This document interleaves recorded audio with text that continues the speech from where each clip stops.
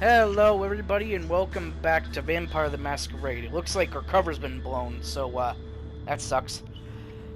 I have a place in mind, but Kaiser, are you still listening? Would I tell you if I wasn't? Jerricola, call this number from where you visited before we last spoke. I'll come pick you up. She hangs up. And that's that. What is it you've gotten yourself into? You never did tell me what kind of work you did for Langley. Don't play coy, D'Angelo. You must have figured out at least some of it out. Don't worry, we'll have plenty of time just to compare notes after we let our mutual acquaintance continue with their night.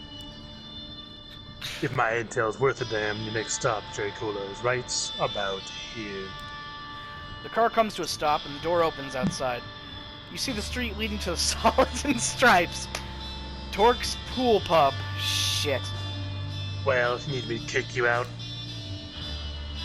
Of course he knows about this. He's got the fucking information network. What about Tamika and D'Angelo? What about them? They're staying right where they are, and we're gonna have a little chat. After we're done, I'm sure they'll find their way back to the Havens just fine. The clock is ticking. I think I know what Sophie wants to do tonight, and if I'm right, that's the last chance you've got. If you want to say bye to your buddies before you go, that's fine by me. That schedule of yours is pretty hectic, so you better do it now and scram. You thank both your companions for their assistance. Without them, you wouldn't be here now. Kaiser makes a gagging gesture and urges you to step out of the car. You turn around and make your way to the bar. The door closes behind, and Kaiser's limo starts moving again. You hope your companions won't have to pay too high of a price for helping you. Solids and Stripes is pretty much abandoned tonight, with only the bartender and one bleary-eyed local watching an old Bogart movie on the bar's screen. Oh, it's a Bogart movie. You ask to use the phone and call Sophie first. Yes? I'm here. What's the plan? We're on our way. Notify Torque if he's not there. We'll need to talk as soon as possible and move quickly. She hangs up. You tell the bartender to notify Torque, just like the Anarch leader mentioned you should. The man makes a short call. You only hear somebody pick up, but no words exchanged. The owner's on his way right now. Can I get you anything while you're waiting? Actually, do you serve the, special stuff? The bartender raises an eyebrow. The special reserve, you mean? Sorry, I can only serve that to a narrow selection of the owner's friends. No, it's not use our powers. Yeah. Well, I am one of his friends. Nah, it's a list. And you're not on the list. I know, because it hasn't changed for a while now. Sorry. Everything else at the bar is up for grabs, though. Sure you don't want something? You shake your head. I'll take Torque some water. comes in 10 minutes later without Mia. Got some milk, please. He tips his hat to you, puts a hand on a bleary-eyed patron's shoulder, and says something to him under his breath. They both laugh. Marty, how's the night going? Quiet, sir. This how you like it, huh? Well, Jerricola, I believe you wanted me here for a reason. Let's hear it. You're about to tell him what brought you here when the doors of the bar open and Sophie walks in. All splendor and charisma. The patron's eyes are now glued to her, and so are the bartender's. Torque isn't happy with the sight. Well, this isn't one that we agreed on, Jerricola. Care to explain? That improvise? Things got complicated. We had to improvise. Pleasure to make your acquaintance. I believe Jerricola already told you I am here. Not in any detail. The circumstances of our meeting were supposed to be different. So, Miss Langley, tell me why I shouldn't ask you to leave and kick out your protege while I'm at it. You will like what I have to say. I've heard that line 100 times. The 99 of those ended with somebody getting hurt. That's not something I'm in the mood for tonight. We are wasting time. There's a unique opportunity we should take advantage of, and we only have an hour or so to discuss it before it'll be time to act. My driver is waiting outside. Wait a goddamn minute. First of all, I'm not going anywhere without Mia. That was the deal. Second, Jerricola was supposed to do the driving, not your servant. Both serve me, so really it's of little difference. The circumstances changed and we had to adapt. Don't be stubborn. Foolishness does not suit you. I have a secure spot in mind where we can talk. I'll stop you right there. Torque is seething, but he's keeping a lid on his anger. His voice barely changes. My conditions were clear. The way I hear it, you want to break each one of them. I see no reason at all to agree to any of this. I believe I will be staying put tonight. You have places to be, yes? Torg, you're throwing away the only chance you have at challenging Callahan. Don't be a fool. The lid comes off. Call me a fool one more time, woman, and that's not the only thing I'm going to be throwing. You're both acting like children! You need to put your differences aside and see the other's point of view! Both Sophie and Torque glare at you. No powers. Just their personas are enough to make you feel like you prefer to be anywhere else but here. Who the fuck do you think you are? There's only one child here, Jerricola. You're the patron, Langley. What does that tell us? What are you implying, you insolent... Shots break from the windows and a flashbang goes off in the room, changing the bar into a space of white light and ringing noise. You feel somebody tugging at your back and are thrown behind the bar. More shots ring out. Bottles break. TV shatters into pieces. The wooden bar splinters. Your sight comes back, but you think you've gone deaf because, suddenly, the room is silent. You see Torque behind you, and Marty, the bartender, bleeding out on the floor. You look over the bar. Sophie is standing there, her dress partially tattered, a visible hole in her leg. She is like the heart of a supernova, entrancing, unavoidable, beautiful and terrifying. In front of her are 8 operatives, looking like a private military force, just standing there, paralyzed by Sophie's magnificence. Torque, you still there? Yeah? Would you kindly show your guests some hospitality? Sure thing. The Anarch is gone in a blink of an eye, and he reappears next to one of the soldiers. The armor-clad operative's head disappears in a puff of blood and bone. The same thing happens to the second, the third. You hear the radios go off on the other soldier's shoulders, a panicked voice pleading them to wake up. The fourth head pops. The fifth. They finally realize what's happening, but it's too late. The sixth man is beheaded by what you see is Torg's bare-fisted punch. God damn. That is the fucking power of the pimp slap, my dude. Torg stops by the seventh man, rips something off his neck, and bites down. Sophie walks over to the last man and has him kneel in front of her before biting as well. On your right, a man in full body armor emerges from the back door, raising his assault rifle. What the fuck? Break the soldier's neck. Not thinking twice, you stand up and grab the soldier's head in your hands. Before he can react, you twist. The sickening sound of breaking bone is followed by the crumpling of his limp body. You see Torque holding a combat knife in his hand, ready to throw it. He catches your eye. Beat me to it. Langley? Sophie wipes her mouth with blood and looks at him. The bean still an item? Yes. I'll take it. Splendid! Torque walks behind the bar and checks on the bartender. You see the Anarch open his own wrist and feed blood to the wounded man. Drink up, Marty. It'll make you feel better. Get the hell out of here and wait for Mia. She's coming. She'll know what to do. Torque? Yeah, coming. Take the back door. Jerricola, come on. You slink back into an alley behind the bar, leaving 10 bodies and 1 grievously wounded ghoul behind. Nobody stops you from circling around the block and finding your way to Sophie's car. Gregory drives away casually, as if it was just another late-night drive, and not the crowning of a desperate, complicated evening. Sophie brings you all to a luxurious apartment. Damn, this looks nice. In Manhattan's Upper West Side. The way she explains it, the vampire who owned it left the city a few years ago and gave away spare keys to a few trusted compatriots. It's been used sporadically since. Fancy. You like it? It always felt too modern for my taste, but what's important is that it's secure. As long as nobody followed your car here, or the fledgling, trouble follows this one wherever they go. Even if that's the case, we have very little time to conduct our business here anyway. And we'll be leaving soon, I hope. So let's begin. Stay silent. Yeah, you look at Sophie, excited. Finally, you'll learn what you've been working towards for more than a week, and what it is that Kaiser wanted you to participate in. I have it on good authority that Boss Callahan is bloodbound to Prince Panhard. Torque. I keep wanting to call him Torg, but it's Torque. Torque sucks in air loudly. That's an accusation and a half there, Langley.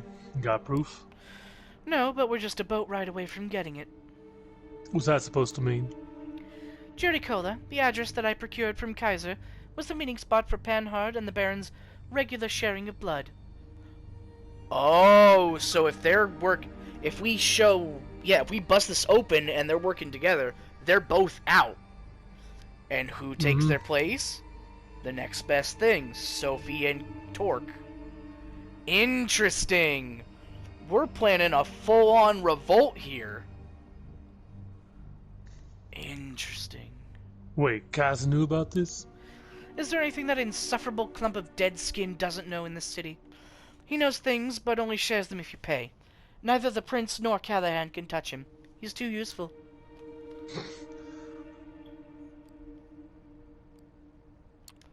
Kaiser said something about having plans for me, that he wanted me to make this meeting happen.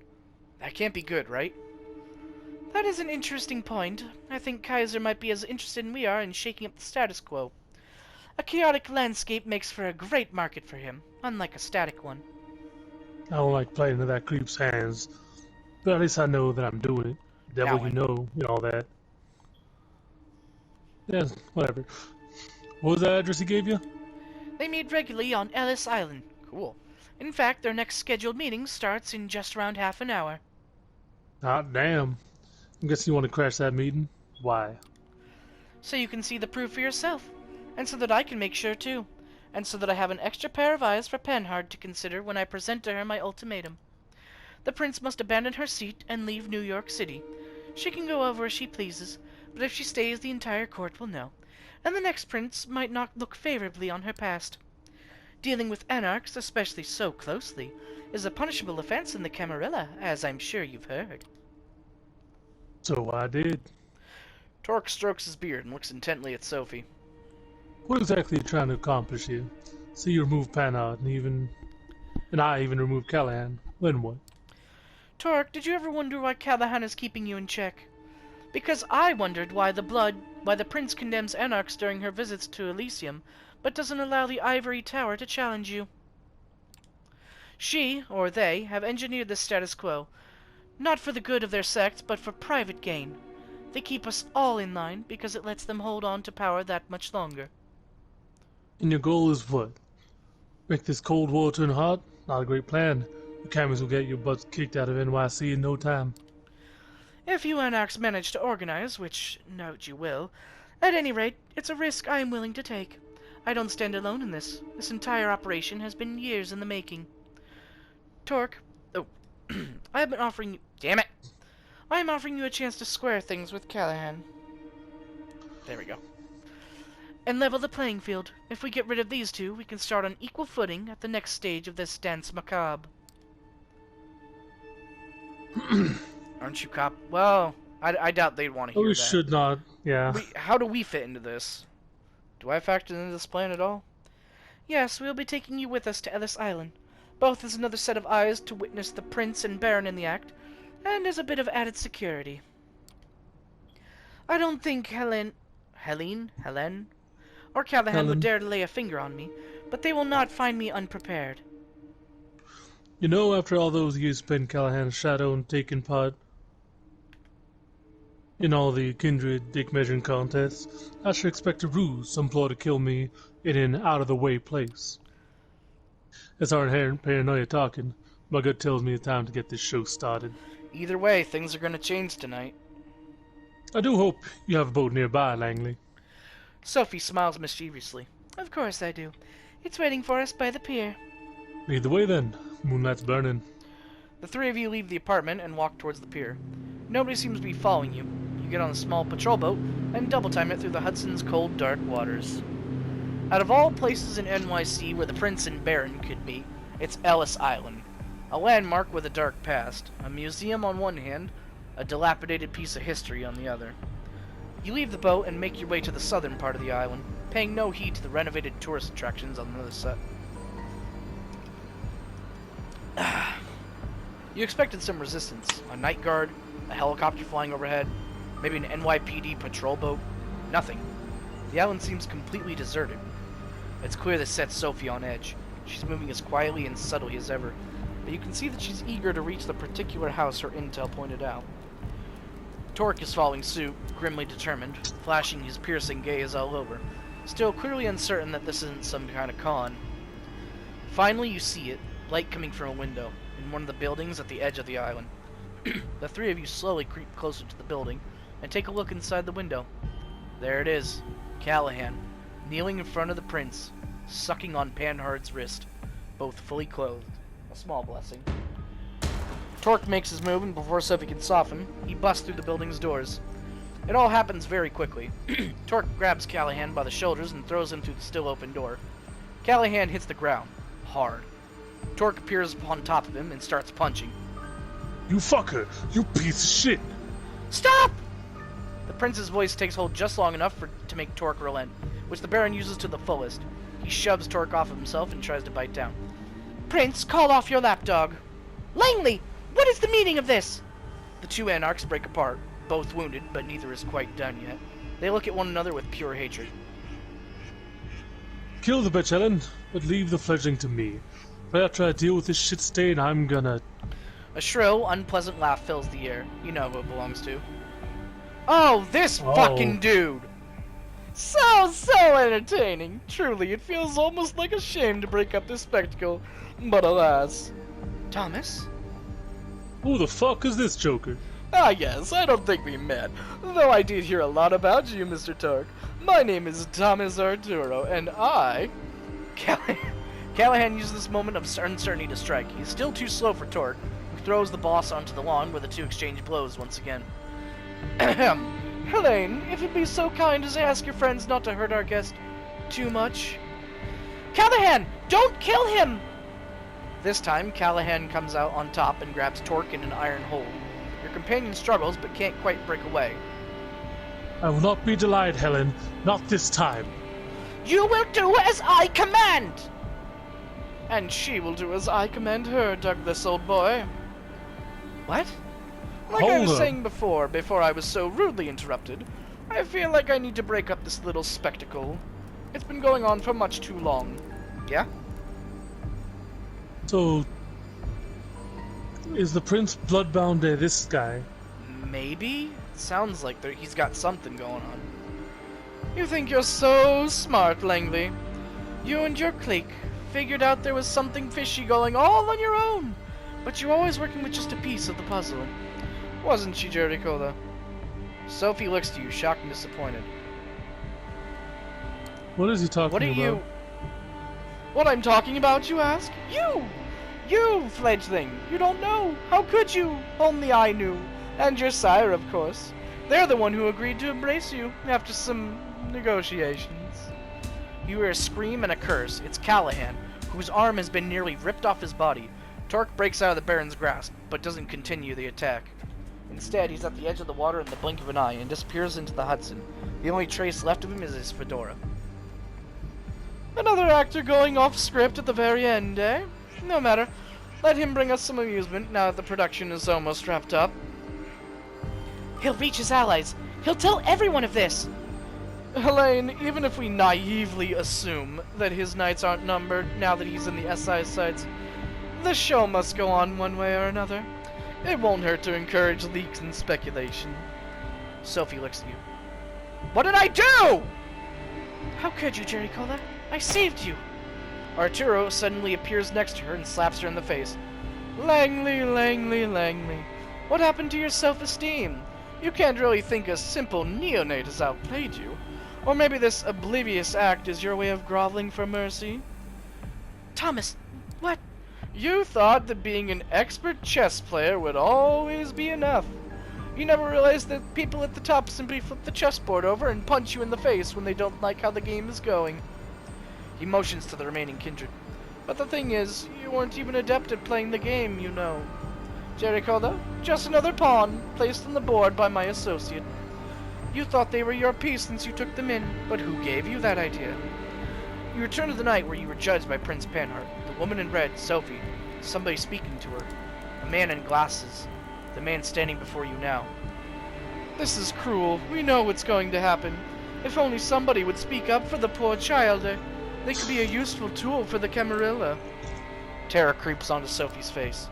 Of course, these are not the words you heard, were they? No, you were already grasping for some opportunity to further your scheme. I put the bait out, and you took it, hook, line, and sinker. After that, it was only a matter of time before you started using Jerricola as your errand boy. No one is quite as easy to track and monitor as a naive fledgling who's just learning the ropes. What is it you want, Thomas? Ah, it's the end. Alright. We'll continue this in the next one. See you later. Adios.